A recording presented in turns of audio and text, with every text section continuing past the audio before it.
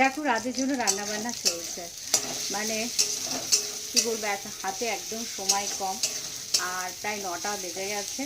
এইদিকে বরমশাইয়ের জন্য আমিষপত্র রান্না করছি, কারণ আমার তো নিরামিষ রান্না, দুপুরে যেটা আছে সেটাই খাবো, এই হচ্ছে ব্যাপার।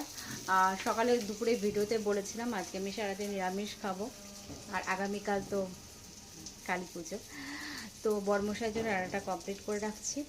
আর এখনও আমি মানে সময় পাচ্ছি না, একদম হাতে ভীষণ সময়টা কম, কারণ নিজের গোছগাছ, তারপরে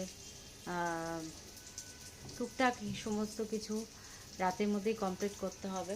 তো যাই হোক, তো কী রান্না করছে একবার চট করে দেখিয়ে দিয়ে চলো। এমন কিছু না, কিন্তু আমাকে আমিষটা ওর জন্য রান্না করে রেখে যেতেই হবে। তো চলো, এই দেখো সুন্দর করে পেঁয়াজ, রসুন, আদাটাকে সুন্দর করে ফ্রাই করে নিচ্ছি, আর এখানে মশলাটাকে রেডি করে রেখেছি। এই গ্যাসেই করছি, যেহেতু আমার ওই গ্যাসটার মধ্যে নিরামিষ রান্নাবান্না সব গরম করে রেখে দিয়েছি। আর এটা সুন্দর করে ফ্রাই হয়ে গেলে আমি কি ডিম আলুর একটা সুন্দর কষা কষা টাইপের করে রাখবো। তো বরমশাই রান্নাটা করে রাখলে না, মানে নিজের থেকে অনেকটা চিন্তাটা দূর, কারণ ও সব কিছু খায়ও না, এটাই প্রবলেম আমার।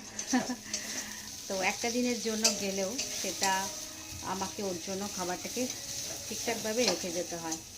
তো চলো, এইটুকু ভিডিও। আর ভিডিওটা ভালো লাগলে প্লিজ লাইক করো, কমেন্ট করো, শেয়ার করো। চলো, এখনকার মতন টাটা।